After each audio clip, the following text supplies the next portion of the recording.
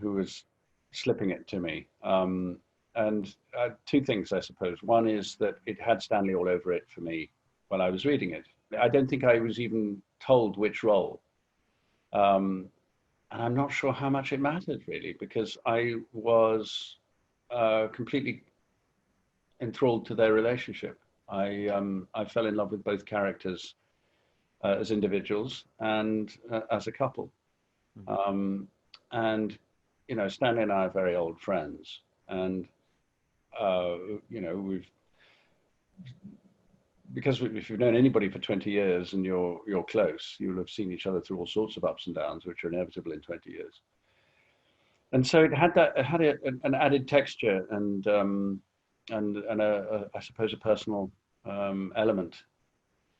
And this interesting microcosmic world in which we find these two people had even more of a kind of resonance and appeal for me than it might have done otherwise. It didn't come through an intermediary, it didn't come through an agent. It wasn't, you know, it didn't have details as to who the production company were or, you know, any proposals attached to it. It was extremely personal. A friend of mine shared it with me, and there was never a time when it wasn't associated with Stanley for me. So I'm sure that it kind of just hit a spot for me more directly because of that. I was also skeptical as to whether anybody other than Stanley would be interested in me for it. You know, I suppose my next question was, yeah, but do they want me?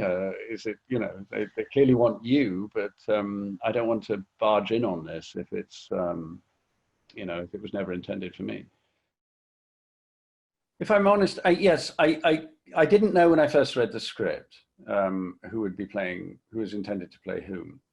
Stanley said he'd had the impression that they were asked, you know, that he had been asked to play Sam, and he said, yeah. Then when it all came clear, meeting Harry, that the intention, I think, was for me to play Tusker and Stanley to play Sam, and I didn't question it immediately because I just was smitten with both characters, and I think they both had such richness, and I was greedy to play both in a way. It's not just a question of who you're going to be, it's also who you're going to be opposite, who you're going to love and who's going to be loving you.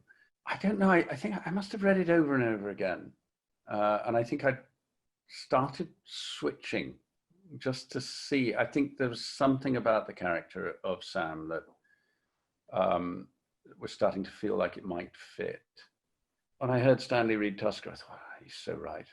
You can't, no one could play it better. And the trouble is, that's how I thought when he played Sam as well. So, you know, I thought maybe I should just go home. I suppose it just found itself. I think there was a particular reading where I could feel the room saying, I think this is the right way around. Yeah. And I did grieve. I did mourn the loss of Tusker and some of the scenes that would have been, you know, thrilling to play. But no, I think, I don't think anybody, once we made that decision, anybody looked back. He's not only versatile in terms of different roles, he's versatile in terms of style and genre. I mean, Stanley he exudes intelligence and thoughtfulness, but he also has a fragility about him.